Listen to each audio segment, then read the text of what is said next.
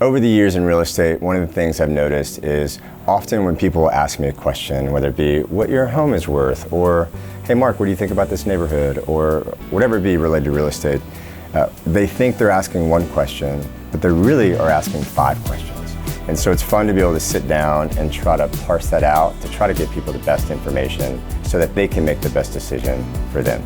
This is Mark Philpot with Coffee and Conversations.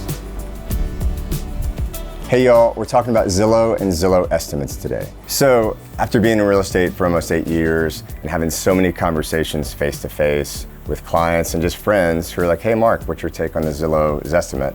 I just figured it'd be a really good idea to give a context broadly on just how I think about it and how if you ask me on the street or over coffee, how I would talk about it. So it could be as casual as you're on vacation and you're just curious about property values in Florida or in California or not in your local neighborhood. Or it could be something more serious that you're looking to buy and sell and you're trying to keep up with local market trends and what may be going on in your neck of the woods. Or it could be something like you just treat Zillow like your second job and you love keeping up with trends. Shout out to the Kellys. And it can just be fun to see what's out there.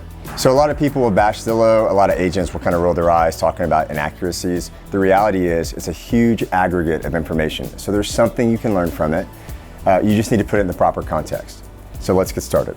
So when you go to Zillow, you can literally click on what is this estimate, and it'll take you to a full page of information that talks about how they got it. It also talks about don't use it as an appraisal, don't use it in lieu of an appraisal, and it'll give you on-market data and off-market. What I mean by that is, if a home is being sold on the market, it'll give you a reference point for variance of error. And if something is off-market, which means it's not being sold at present, it may just be your house that you're trying to figure out value, then it'll give a variance of error for there too. Off-market, you're gonna be 90% of the time within 20% of your home's value if it was sold. So an easy way to think about that is that if you have a $500,000 house, it's gonna be within $100,000 of the sale price. So you can see, that's sometimes a college education. That's a huge down payment. That's a pool. That's a major home renovation. There's a lot that you can do with $100,000. So it's gonna take a little bit more information to get a firm number on that. Now, the only thing different about a quote on market is that your agent or an agent has walked through, has tried to do comparable analysis, has made sure all your public information is correct, your square footage is correct, they've looked at updates, et cetera, et cetera. Now that number changes from 90% and it goes up to 98.5%. So, in short, what that's telling us is that Zillow, by its own admission, is saying, hey, we can give you a general broad range of information here, but it's going to be more accurate and a lot closer to true value if you have a knowledgeable agent be able to walk you through that.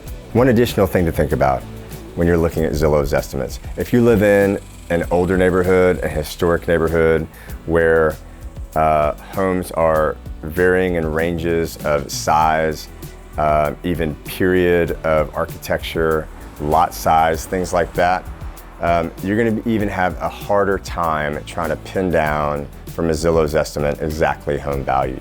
So it's even more important in those contexts to talk to somebody who knows the area and ask questions. Try to make sure that they understand why they're valuing the home as they are and not just kind of holding their finger up and trying to triangulate a Zillow estimate and based on the neighbor's house. They need to have a good reason. Okay, at the end of the day, the question is, can you trust it? Can you trust the Zillow estimate? What I would say is, yes, in the right context. Use it as a starting place. Use it as a baseline.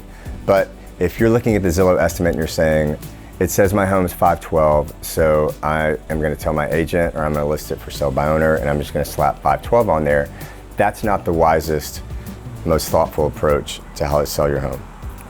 It's good for market trends, it's good for baselines, but Zillow as a whole is telling you on that page that if you have somebody walk through your home who's knowledgeable about the area, they're gonna be able to give you a more specific, more accurate picture of what your home's worth.